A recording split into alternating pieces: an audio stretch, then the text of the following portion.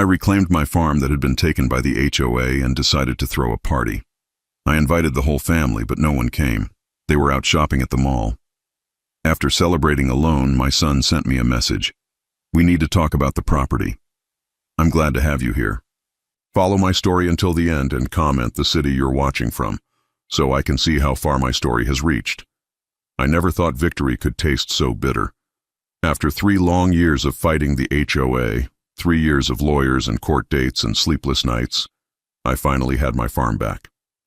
The deed was in my hands again, signed and sealed, but as I stood in my empty kitchen staring at the table set for 12 people, I felt more alone than I had in my entire 64 years of life. The barbecue was perfect.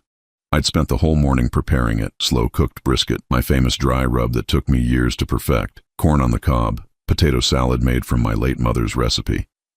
The beer was ice cold in the cooler, and I'd even bought one of those fancy cakes from the bakery in town, the kind with real buttercream frosting that costs $37 but tastes like heaven.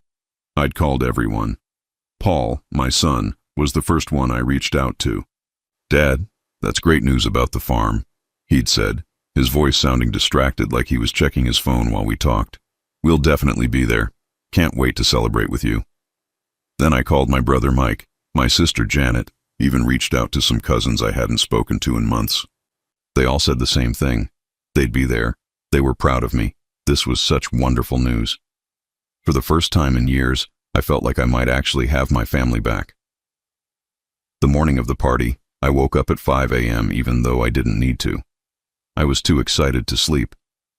I kept imagining how it would feel to have the house full again, to hear laughter echoing through these rooms that had been too quiet for too long. I pictured Paul bringing his kids, maybe finally letting me be the grandfather I'd been trying to be. I imagined Janet telling her stories that always made everyone laugh until their sides hurt. By noon, everything was ready. The tables were set up on the back porch overlooking the pasture where I used to keep horses before all this legal mess started. I'd even hung string lights, the kind that make everything look warm and magical. The whole place looked like something out of a magazine. 1 o'clock came and went. No cars in the driveway. I told myself they were probably running late. Families with kids always are. By 2 o'clock, I started checking my phone, thinking maybe I'd missed some calls or texts. Nothing. The ice in the cooler was starting to melt, and the brisket was getting dry even though I'd wrapped it in foil. At 3:30, I finally broke down and called Paul. It went straight to voicemail. I tried Janet next, then Mike. All voicemails. My hands started shaking as I dialed number after number, getting the same electronic greeting over and over again. Finally, around 4 o'clock, Janet picked up. I could hear noise in the background, music, chatter, the sound of a crowd. "Oh, Dennis," she said, and I could hear the fake cheerfulness in her voice immediately. "How's the party going?" "Where are you?" I asked, trying to keep my voice steady. Everyone was supposed to be here at 1. There was a pause, and then she laughed, but it wasn't a happy laugh. It was the kind of laugh people make when they're uncomfortable. "Oh, honey, didn't Paul tell you? We all decided to meet up at the mall instead. They're having this big sale, and you know how the kids love the arcade there. We figured you wouldn't mind." The phone felt heavy in my hand. "You figured I wouldn't mind? Well, you know, celebrations don't have to be at a specific place, right? We're all thinking of you." I could hear Paul's voice in the background, saying something to someone about a store closing soon. They hadn't even told me they weren't coming. They'd just decided my victory party wasn't worth their time and made other plans. "Janet," I said slowly, "I spent all morning cooking for 12 people. I bought a cake. I set up tables." Another pause. "Oh, well, maybe we can stop by later if we have time." They didn't have time. I knew they wouldn't have time.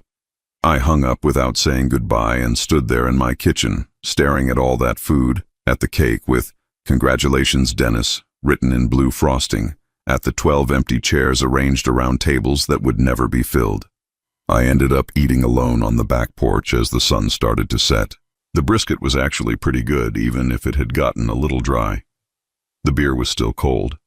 I tried to focus on the view, on my land that nobody could take away from me anymore. But it was hard to feel victorious when victory felt so much like defeat. I was cleaning up the dishes, wrapping up pounds of leftover food that would take me weeks to eat, when my phone buzzed with a text message. Paul's name appeared on the screen, and for a moment my heart lifted. Maybe he was calling to apologize, to explain, to say they were on their way after all.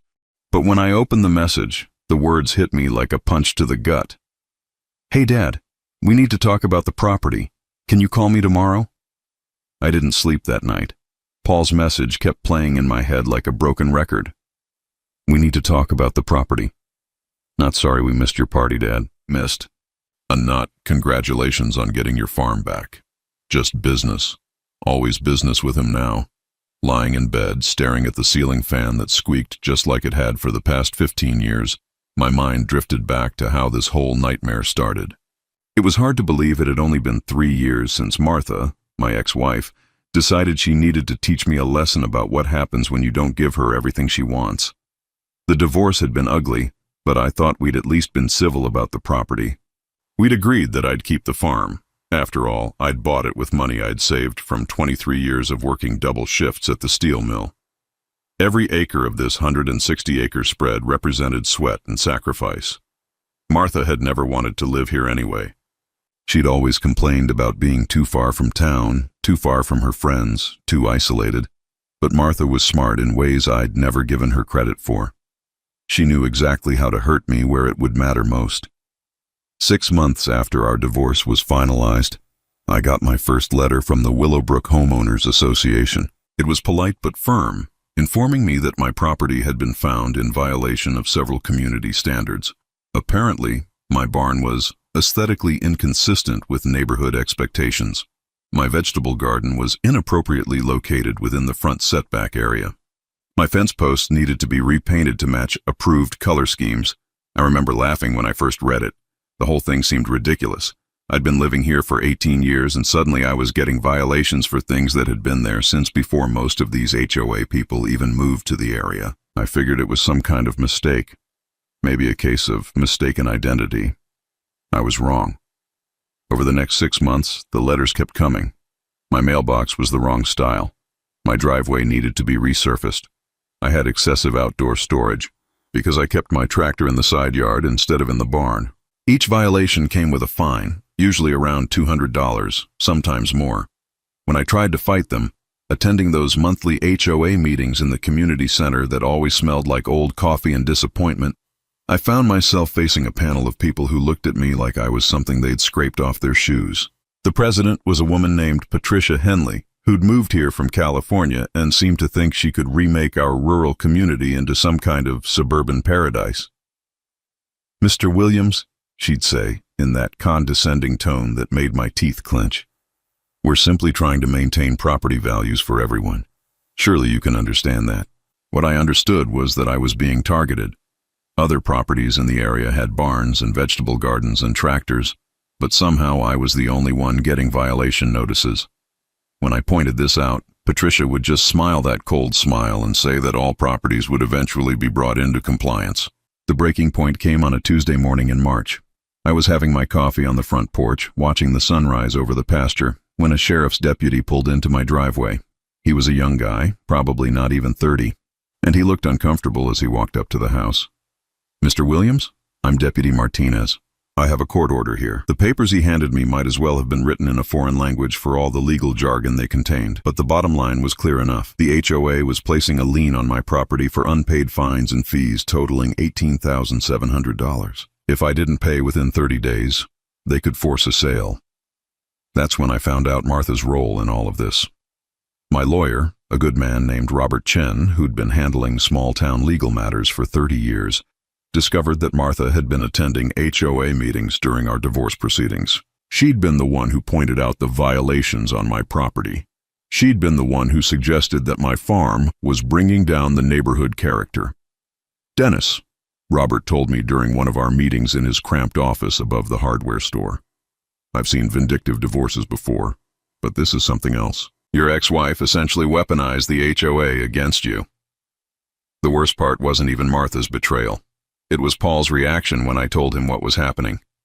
I'd driven to his house in town, a nice 2-story colonial that his wife Karen had picked out, hoping my son would stand with me against this injustice. Instead, I found myself sitting in his living room, being lectured about how maybe this was an opportunity. "Dad, you're 61 years old," Paul had said, not even looking at me as he scrolled through his phone. "Maybe it's time to think about downsizing. That farm is too much work for someone your age anyway." "It's not too much work for me," I'd insisted, "and it's my home." Karen had chimed in then, her voice sweet as poisoned honey. "Dennis, we just want what's best for you. There are some lovely senior communities nearby. You'd have people to talk to, activities to keep you busy. You wouldn't have to worry about maintenance or yard work or any of that." I looked at my son, really looked at him, and realized he wasn't the boy I'd taught to fish in the creek that ran through the back 40. He wasn't the teenager who'd helped me rebuild the barn after the tornado in '98. Somewhere along the way, he'd become a stranger who saw his father as a problem to be solved rather than a person to be supported. "What about the farm?" I'd asked. "This is your inheritance, Paul. This land has been in our family for almost 20 years. Paul finally looked up from his phone, and the expression on his face was one I'd never forget. It wasn't angry or sad or even apologetic. It was just indifferent. "Dad, land like that isn't really an investment anymore. The HOA situation just proves it's more trouble than it's worth. If you sell now, you can get something out of it and move somewhere more appropriate for your stage of life." That night, I drove home in the dark, past the mailbox where I'd taught Paul to change the numbers when we moved here, past the oak tree where I'd hung a tire swing for him when he was 8, and I made a decision. I wasn't giving up. Not on the farm, not on the life I'd built, not on the principles I'd tried to teach my son about fighting for what's right. It took 3 years, most of my savings, and more stress than any man should have to endure at my age. But I won. The court found that the HOA had been selectively enforcing regulations and that their actions constituted harassment. I got my farm back, free and clear of all liens and violations. But victory, I was learning, could be its own kind of loneliness. The next morning I called Paul back before I lost my nerve. I'd spent the night rehearsing what I might say, how I might explain the hurt I felt about them missing my celebration, but when he answered the phone, his tone was all business. "Dad, thanks for calling back. Karen and I have been talking, and we think we need to have a family meeting about your situation." My situation. As if getting my farm back was somehow a problem that needed solving. "What kind of situation are we talking about, Paul?" "Look, can you come over tonight? Mom will be here too. We all need to discuss this together." Martha. Of course Martha would be involved. The woman who'd tried to destroy everything I'd worked for was now going to be part of a family meeting about my property. I wanted to hang up right then, but something in Paul's voice stopped me. There was an urgency there that made my stomach twist with worry. "Is everything okay? Is someone sick? Just come over at 7. We'll explain everything then." I spent the rest of the day working around the farm, trying to keep my hands busy so my mind wouldn't spiral into dark places. I fixed the loose board on the front porch steps, cleaned out the gutters that had been bothering me for weeks, and spent an hour just sitting on the back fence watching the neighbors' cattle graze in the distance. This land, this view, this peace. It was what I'd fought so hard to keep. Paul's house sat in one of those newer subdivisions where every home looked like it had been stamped out with the same cookie cutter. Manicured lawns, identical mailboxes, driveways so clean you could eat off them. It was everything my farm wasn't, and I suspected that was exactly the point. Karen answered the door with that same artificial smile she'd perfected over the years. "Dennis, come in, come in. Everyone's in the living room." Martha was sitting on the couch like she owned the place, which always rubbed me the wrong way. She'd chosen to leave our marriage, chosen to try to destroy my farm, but somehow she still got to be part of family decisions. She looked older than I remembered, her hair more gray than brown now, but her eyes still held that calculating look that had made the last years of our marriage feel like living with a chess player who was always 3 moves ahead. "Hello, Dennis," she said, not getting up. "Congratulations on winning your little legal battle." Little legal battle, as if 3 years of hell had been some minor inconvenience. Paul gestured for me to sit in the chair across from them, and I realized I was being positioned like I was about to face a tribunal. Karen sat down next to Martha, and Paul remained standing, which somehow made the whole scene feel even more formal and uncomfortable. "Dad," Paul began, We've been doing some research, and we're concerned about your long-term financial situation. I frowned. What do you mean? I'm fine financially. Are you, though? Martha interjected. Dennis, you spent almost everything you had fighting the HOA. Your lawyer bills alone were what, $50,000? $60,000, $53,000, I said quietly. It had been worth every penny, but hearing the number out loud still made my chest tight. See? Karen said, leaning forward like she was talking to a child. And now you're living alone on this big property with all the maintenance costs, property taxes, utility bills for a house that's way too big for one person. The house isn't too big for me. Dad, be realistic, Paul said. You're 64 years old. What happens when you can't maintain the property anymore? What happens if you get sick? What if you fall and there's nobody around to help you? I looked around the room at these three people who were supposed to care about me, and all I saw were vultures circling a wounded animal. What exactly are you suggesting? Martha and Karen exchanged a look, and I knew I was about to hear something I wouldn't like. We think you should sell the farm, Martha said, while you can still get good money for it. The words hit me like a physical blow. Sell the farm. Think about it logically, Dennis, Paul said, starting to pace. Real estate prices are good right now. You could probably get $400,000, maybe more, for the property. That money could set you up in a nice senior living community, and you'd still have plenty left over for your retirement. I don't want to live in a senior community, but you might need to eventually, Karen said gently. Wouldn't it be better to make that choice now, while you're healthy and thinking clearly, rather than waiting until it becomes an emergency? I stood up abruptly, needing to move, needing to do something with the anger that was building in my chest. I just spent 3 years fighting to keep that farm. 3 years and everything I had, because it's my home. And now you want me to sell it? Dad, sit down, Paul said. Let's talk about this rationally. Rationally, I turned to face my son, this man I'd raised to believe in fighting for what's right. You want rational? Here's rational. I'm 64, not 94. I'm healthy, I'm capable, and I love my land. Rationally, I should be able to live there as long as I want to. But what about the money? Martha asked. Dennis, you have no savings left, no retirement fund. What are you going to live on? I have my Social Security starting in a few months. I have the farm paid off. I can grow my own food, and my expenses are low. That's not enough, Paul said. What if you need medical care? What if something happens to the house? What if your truck breaks down and you need a new one? They had answers for everything, solutions for problems I hadn't even considered. But as I listened to them talk about my future like I wasn't even in the room, I began to understand what was really happening here. Where's this concern coming from all of a sudden? I asked. 3 years ago, when I was fighting for my farm, where were all of you? Paul, you told me I should just give up and move to a senior community then too. Martha, you were the one who helped the HOA try to take my land in the first place. Martha had the grace to look uncomfortable. That was different. How was it different? We were divorced. I was angry. People do things when they're angry that they later regret. Do you regret it? She was quiet for a long moment. I regret that it caused you pain. Not quite an apology, but the closest thing to one I was likely to get from Martha. But that doesn't change the current situation, Paul said. Dad, we're trying to help you plan for your future. No, I said slowly, the pieces finally clicking together in my mind. You're trying to plan for your future. The room went quiet. Karen looked down at her hands. Martha's jaw tightened. Paul stopped pacing. What do you mean by that? Paul asked, but his voice had changed. The practiced concern was gone, replaced by something defensive. I mean that if I sell the farm, there's money. Money that might someday be inherited. Money that might be available sooner if I'm living somewhere with lower expenses.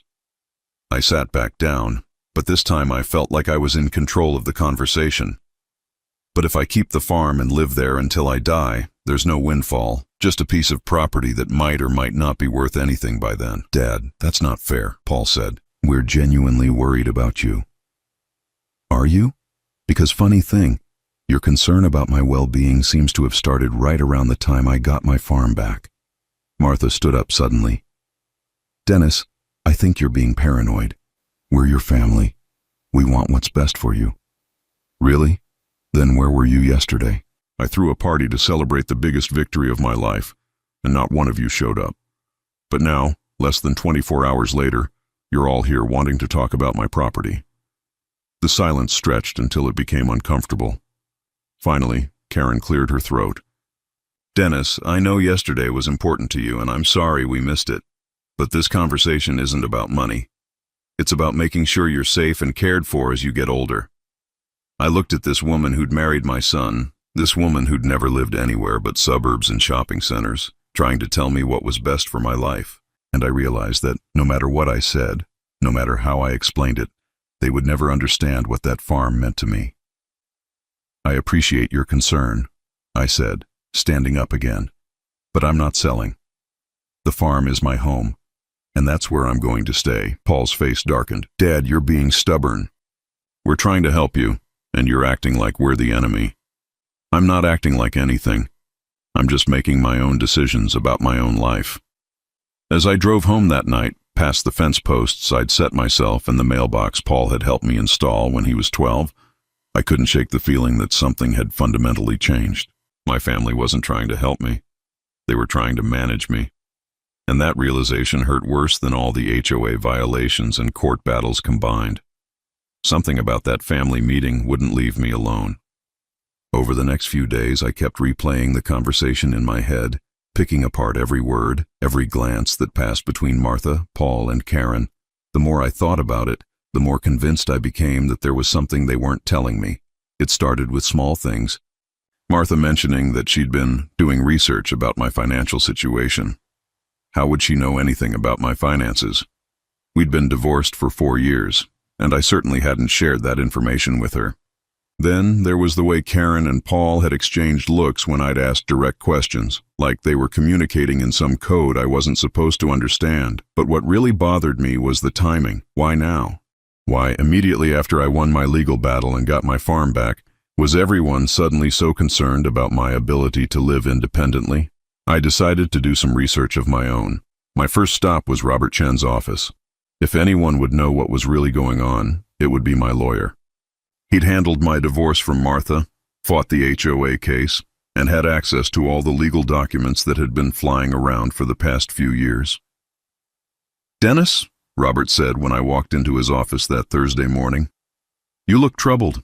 Is everything okay?" I told him about the family meeting, about their sudden push for me to sell the farm, about the feeling that something wasn't adding up. Robert listened quietly, occasionally jotting notes on a legal pad, his expression growing more serious as I talked. "I want to ask you something that might sound paranoid," I said finally. "Is there any way Martha or Paul could have been involved in more than just pointing out violations to the HOA? Could they have been actively working to help the HOA take my property?" Robert set down his pen and looked at me for a long moment. "What makes you ask that?" "Just a feeling. The timing of everything. The way they're acting now. I keep thinking about how Martha seemed to know exactly which violations would cause me the most trouble." "Dennis, I have to ask you something, and I want you to think carefully before you answer. Do you really want to know the truth about what happened during the HOA case? Because once I tell you, there's no going back to not knowing." My stomach dropped. "What do you mean?" Robert pulled out a thick file folder that I recognized. It contained all the documents from my case against the HOA. During the discovery process, we obtained records of all HOA meetings, correspondence, and financial transactions going back 5 years. Most of it was routine, but there were a few things that struck me as odd at the time. He opened the folder and pulled out several sheets of paper. "These are minutes from HOA board meetings during the time when your violations were being issued. Look at this entry from October 15 of last year." I put on my reading glasses and squinted at the document. The handwriting was neat and official, recording the basic business of the meeting, budget discussions, maintenance issues, new violation reports. But there, in the middle of the page, was something that made my blood run cold. Board member Patricia Henley reported that she had been contacted by a concerned community member regarding ongoing violations at 147 Oakwood Road. The community member provided photographic evidence of violations and suggested that immediate action was necessary to maintain neighborhood standards. 147 Oakwood Road, my address. "Who was the community member?" I asked, though I was already starting to suspect the answer. Robert turned the page. The name isn't listed in the official minutes, but I found this in Patricia Henley's personal notes, which we subpoenaed. He handed me another document, this one handwritten in loose cursive. Meeting with Martha Williams, October 12. She provided photos of property violations at her former residence and expressed concern about impact on neighborhood property values. Agreed to provide additional documentation as needed. I read the note 3 times before the full meaning sank in. Martha hadn't just casually mentioned my supposed violations to the HOA. She had arranged a formal meeting with the board president. She had provided photographs, which meant she had been on my property taking pictures specifically to build a case against me. There's more, Robert said gently. He pulled out another set of documents, financial records from the HOA's legal fund. They sued a lot of property owners during this time period, but most cases settled quickly. Your case was different. They spent an unusual amount of money fighting it. Almost $43,000 in legal fees. Why would they spend so much? That's what I wondered too, so I looked into where that money came from. Robert handed me a bank record. The HOA received several anonymous donations to their legal fund during the time they were pursuing your case. 3 donations of $5,000 each and 1 donation of $10,000. All cash deposits, all untraceable, $25,000. Someone had funded the HOA's campaign against me. Robert, I said slowly, do you think Martha could have been the source of these donations? I can't prove it legally. The donations were structured to be anonymous. But Dennis, he hesitated, then pulled out one more document. This is a bank record I obtained through a different case, a divorce proceeding where I needed to trace hidden assets. It's Martha's account from that same time period. I looked at the bank statement, and there they were. 4 cash withdrawals that matched exactly with the anonymous donations to the HOA. $5,000 on August 3rd, $5,000 on September 14th, $5,000 on October 20th, $10,000 on November 8th. She funded them, I whispered. She paid the HOA to sue me. It looks that way. And Dennis, there's something else you need to see. Robert reached into the folder one more time and pulled out a real estate document. This is a purchase offer that was submitted to the HOA during your case. Someone wanted to buy your property directly from them if they succeeded in forcing the sale. I took the document with trembling hands. The offer was for $275,000, well below market value for my 160-acre farm. The buyer was listed as Meadowbrook Development, LLC. I've never heard of that company, I said. Neither had I, so I did some research. Meadowbrook Development, LLC was incorporated 6 months before your HOA troubles started. The registered owner is Paul Williams. The room started spinning. I gripped the edge of Robert's desk to keep from falling out of my chair. Paul tried to buy my farm from the HOA? At a significant discount, yes. If the HOA had succeeded in forcing a sale for unpaid fines, your son's company would have purchased the property for about 60% of its actual value. I stared at the document, reading Paul's name over and over again. My own son. The boy I'd taught to drive in that very pasture.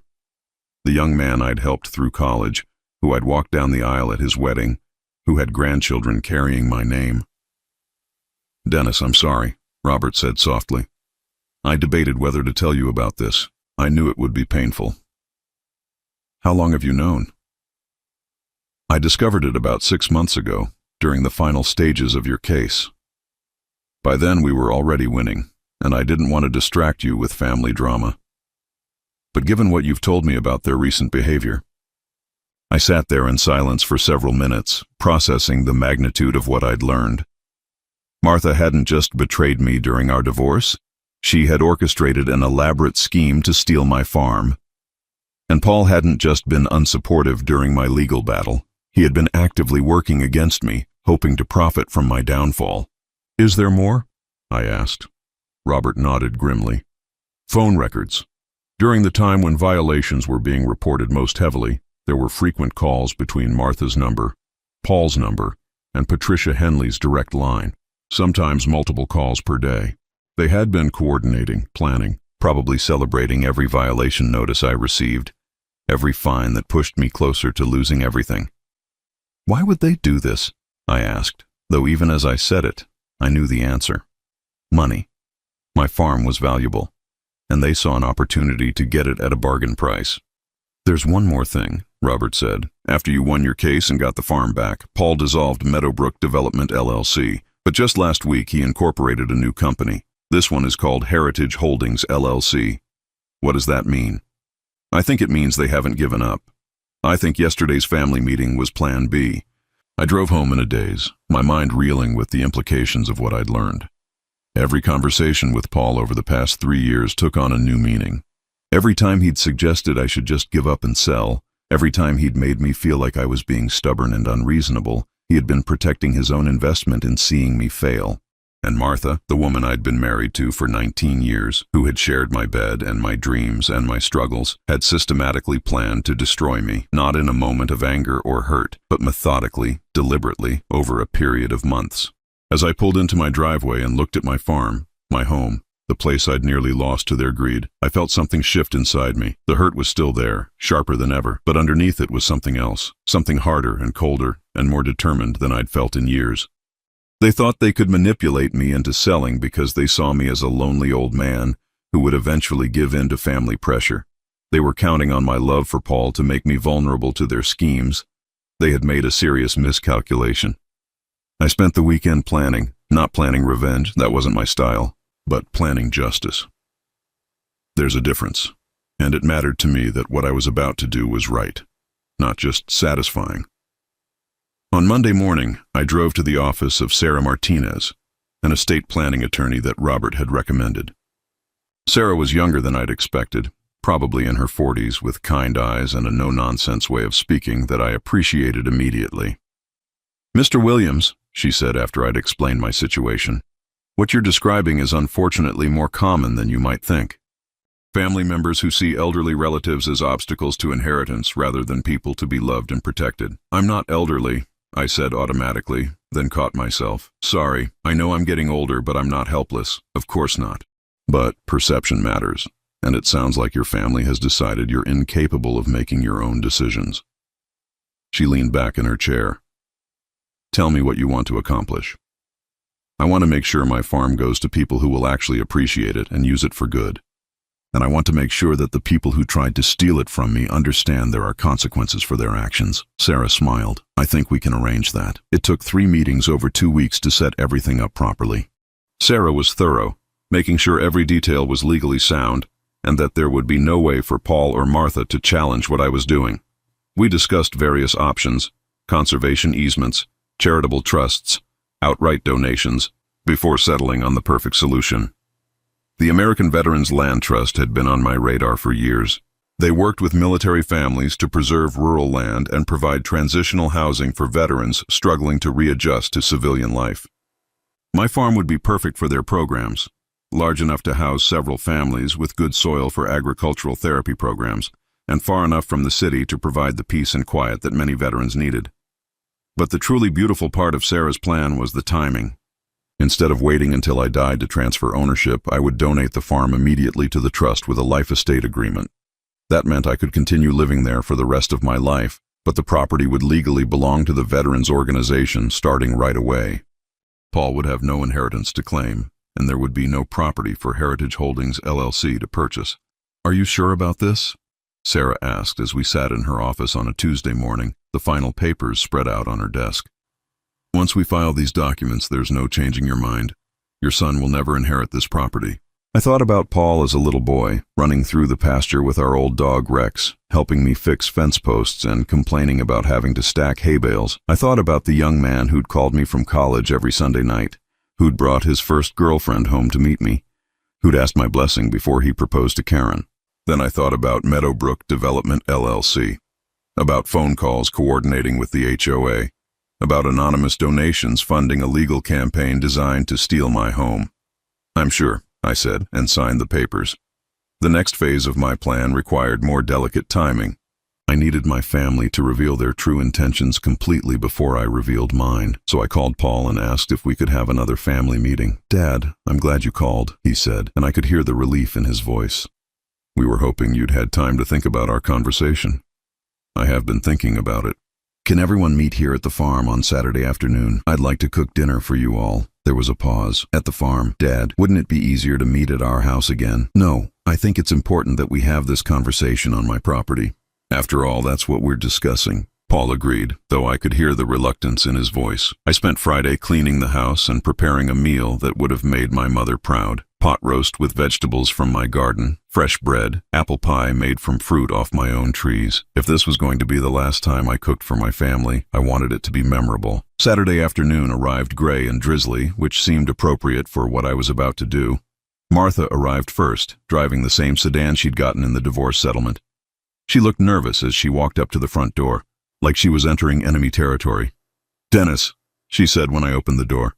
"Thank you for inviting me." "I know this is awkward. It doesn't have to be awkward if everyone's honest," I replied, which seemed to make her even more uncomfortable. Paul and Karen arrived 20 minutes later with their 2 kids, Emma and Jake. They were good kids, 9 and 11 years old, and they ran straight to me for hugs like they always did. For a moment, watching them explore the house they'd always loved visiting, I almost lost my resolve. But then I caught Paul's eye and saw him assessing the property like he was already measuring it for development. "Dad, the place looks great," Karen said, though her tone suggested she was surprised. "You're managing the upkeep really well." "I manage fine," I said. "Come on, dinner's ready." We sat around my kitchen table, the same table where Martha and I had shared thousands of meals during our marriage, where Paul had done homework as a boy. The conversation was strained but polite as we ate. Emma chattered about school. Jake showed me a drawing he'd made of the farm, and for brief moments it almost felt like a normal family dinner. But I could see the adults exchanging meaningful looks over the children's heads. This wasn't a social visit. They were here for business. After dessert, Martha suggested that maybe the kids could watch a movie in the living room while the adults talked.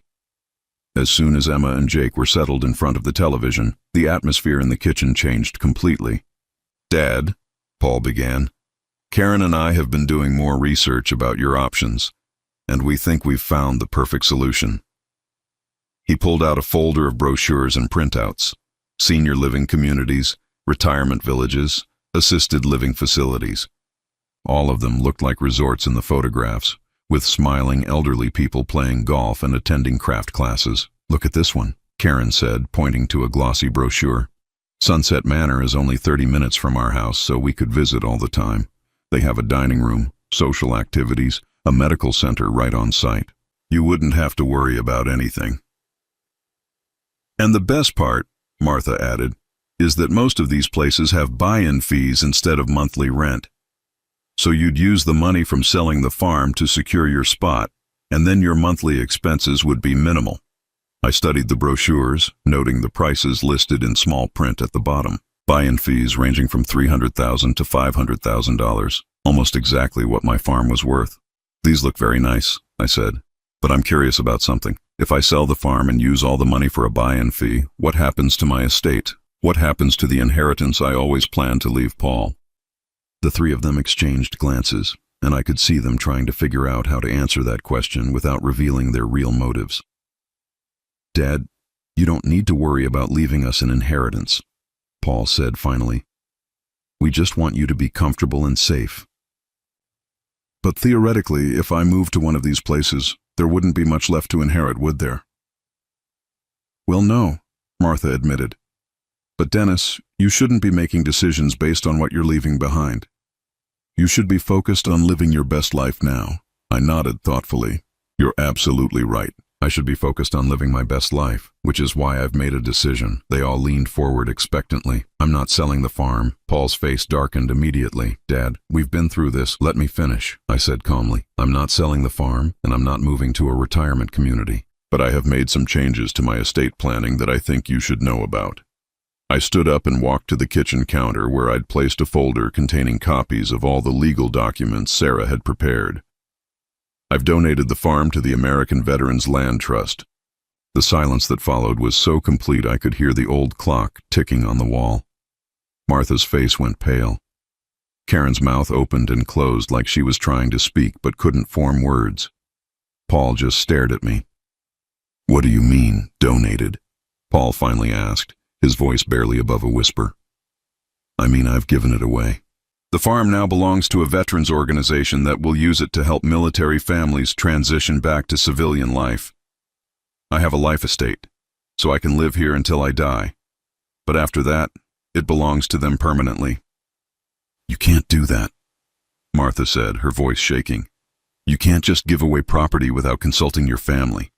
"Actually, I can. It's my property, and I can do whatever I want with it." Paul stood up so quickly his chair fell backward. "Dad, do you have any idea what you've just done? Do you know how much that property is worth? About $450,000, according to the latest appraisal. It's going to help a lot of veterans." "That was my inheritance," Paul shouted, his carefully maintained composure finally cracking completely. "That farm was supposed to be mine someday." "Your inheritance?" I kept my voice calm, though my heart was pounding. "Paul, you never showed any interest in this farm except to tell me I should sell it." "Because I thought it would be better for you financially. I was trying to help you." "Were you? Or were you trying to help yourself?" Karen was crying now, tears streaming down her face. "Dennis, how could you do this to us? We've been trying so hard to take care of you, and this is how you repay us?" "Take care of me?" I laughed, but there was no humor in it. "Is that what you call it?" I opened my folder and pulled out copies of the documents Robert had shown me. Bank records, corporation filings, phone logs. I spread them across the kitchen table like playing cards. "Paul, would you like to explain to your wife what Meadowbrook Development LLC was?" The color drained from Paul's face. Martha made a small choking sound. "I don't know what you're talking about," Paul said, but his voice lacked conviction. "It was your company. The company that tried to buy my farm from the HOA when they were foreclosing on it for $275,000. Quite a bargain, don't you think?" Karen looked back and forth between Paul and the documents on the table. "Paul, what is he talking about?"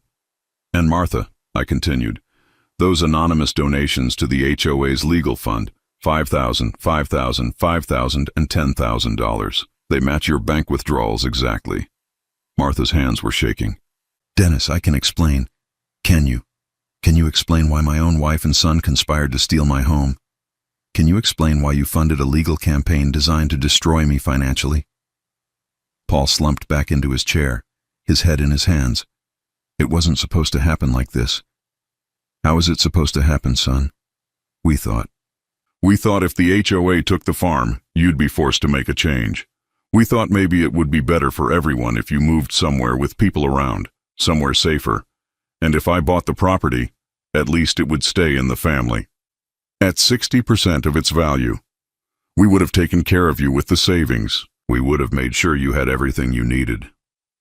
I looked at this man who shared my name, my blood, my face when he was younger, and I realized that somewhere along the way, I'd failed as a father.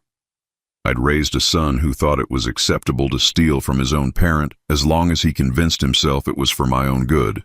"Get out," I said quietly. "Dad, all of you, get your children and leave my property."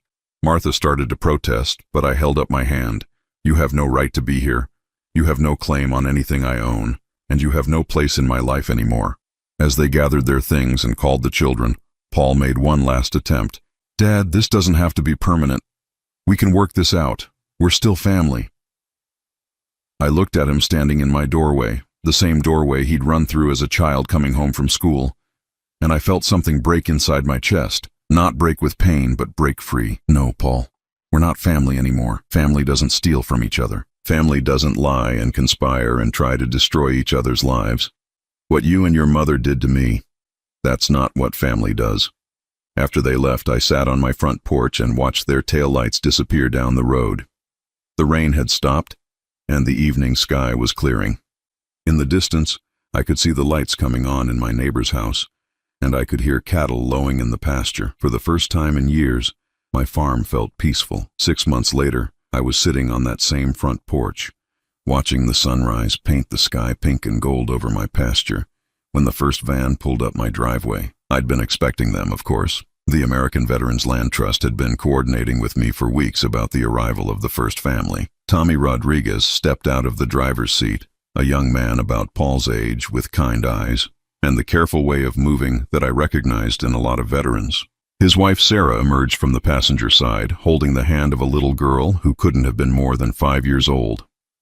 "Mr. Williams?" Tommy called out as they approached the porch. "We're the Rodriguez family. Thank you so much for this opportunity." I stood up and walked down to meet them, shaking Tommy's hand and smiling at his daughter, who hid behind her mother's legs. "Welcome to the farm. I hope you'll be happy here." Over the next few hours, I helped them get settled in the old foreman's cabin that we'd renovated for exactly this purpose. It had been empty for years, but with some work and a lot of help from the Veterans Organization, we'd turned it into a comfortable home for a family of 3. Tommy had served 2 tours in Afghanistan and was struggling with PTSD. The isolation and peace of farm life, the organization's counselors had explained, would be therapeutic for him. As the weeks passed, more families arrived. The Hendersons, who moved into the converted barn apartment. The Washingtons, who took over the small house near the back pasture that I'd originally built as a guest house but never used. Each family brought their own stories, their own struggles, their own hopes for healing. What I hadn't expected was how much their presence would heal me too. Tommy turned out to have a gift for working with animals. Within a month, he'd convinced me to let him bring in a few head of cattle to graze the pasture that had been sitting empty since my divorce. Sarah started a vegetable garden that put my own modest efforts to shame, and little Maria, their daughter, appointed herself official egg collector when we got chickens. In the evenings, we'd often gather on my front porch, the adults talking while the children played in the yard. These conversations were nothing like the tense, agenda-driven meetings I'd endured with my own family. These people actually listened to each other. They cared about each other's problems without trying to solve them or profit from them. "Mr. Williams," Tommy said one evening as we watched Maria chase fireflies, "can I ask you something personal?" "Course you can." "Why did you give up your inheritance to help us? I mean, we're grateful beyond words, but this place must be worth a fortune. Didn't you have family who expected to inherit it?" I was quiet for a long moment, watching Sarah help Maria catch a firefly in a mason jar. "I had a son who expected to inherit it," I said finally. "But expecting and deserving are 2 different things." Tommy nodded like he understood, though I didn't elaborate. I'd never told any of the families about Paul and Martha and what they'd tried to do to me. That was my burden to carry, not theirs. But as months turned into a year, then 2 years, I began to realize that I hadn't lost a family when I cut ties with Paul and Martha. I'd gained one, a chosen family of people who understood loyalty and sacrifice and the importance of having a place to call home. The farm flourished under their care in ways it never had when I was managing it alone. Tommy's cattle operation grew into a profitable side business that helped fund the veterans programs. Sarah's garden supplied fresh produce to the local farmers market. The Hendersons started a woodworking shop in the old machinery shed, creating beautiful furniture that they sold online. The Washingtons opened a small mechanic shop that served the rural community. My role evolved from landowner to something more like a grandfather figure. I helped with childcare when parents had appointments or needed to work. I shared my knowledge of the land, the seasons, the quirks of the old house and outbuildings. In return, they included me in their lives in ways that felt natural and unforced. I did hear from Paul occasionally, text messages mostly, sent late at night when I imagined he'd been drinking and thinking about what he'd lost. "Dad, I'm sorry. Can we talk?" "Dad, the kids miss their grandpa." "Dad, I know I made mistakes, but we're still family." I never responded. Sarah Martinez, my attorney, had advised me that any contact with Paul could be seen as an invitation to contest the land donation or claim that I'd been coerced. But more than that, I simply had nothing to say to him. The man who could conspire to steal his father's home wasn't someone I wanted in my life, blood relation or not. Martha, on the other hand, seemed to have disappeared entirely. I heard through the small-town gossip network that she'd moved to Florida, supposedly to be closer to her sister. Good riddance, I thought, though I was surprised to find that I felt no anger toward her anymore. Just nothing. The real test of my decision came in my 3rd year on the farm, when I had what the doctors called a minor heart attack. Tommy found me collapsed in the pasture where I'd been checking on a sick calf, and Sarah rode with me in the ambulance to the hospital.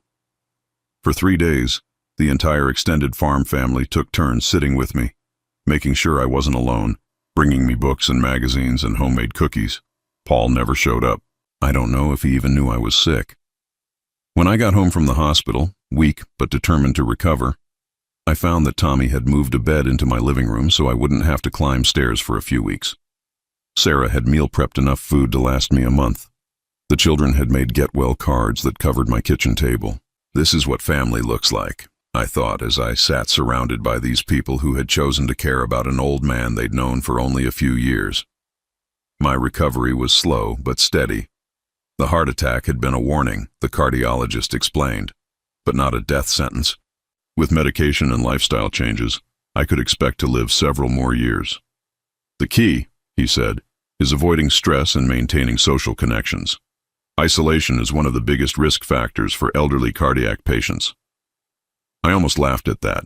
6 months ago, I'd been isolated, estranged from my family, facing the prospect of growing old alone on a property that felt more like a burden than a blessing. Now I was surrounded by people who genuinely cared about my well-being, living on a farm that buzzed with activity and purpose every single day. One evening, as I was sitting on the porch recovering from my illness, I saw a familiar car coming up the driveway. My chest tightened with anxiety until I realized it wasn't Paul's sedan. It was Robert Chen's hybrid. "Dennis," he said as he climbed the porch steps. "You look good. How are you feeling?" "Better every day. What brings you out here?" Robert sat down in the chair next to mine and pulled out a folder. "I wanted to update you on something. Paul filed a legal challenge to your land donation." My heart sank. Can he do that? He tried. Claimed you were mentally incompetent when you made the decision, that you were coerced by the veterans organization, that the donation was made under duress. Robert smiled. The judge threw it out, told Paul's lawyer that it was one of the most obviously frivolous cases he'd ever seen. "So it's over? Completely. The donation is permanent and uncontestable. This farm will belong to the Veterans Trust forever." Relief flooded through me, followed by a deep satisfaction that I'd never experienced before. Paul had made one last attempt to steal my legacy, and he'd failed completely. "There's something else," Robert continued. The judge was apparently pretty angry about the frivolous lawsuit. He ordered Paul to pay the court costs and the Veterans Organization's legal fees, about $15,000 total. I couldn't help but smile at that. Justice had a sense of humor sometimes. As Robert drove away, I sat on the porch listening to the familiar sounds of my farm. Tommy's cattle lowing in the distance. Sarah calling her children in for dinner. The Hendersons' oldest son practicing guitar in their apartment. The sound of home, of family, of a life well lived.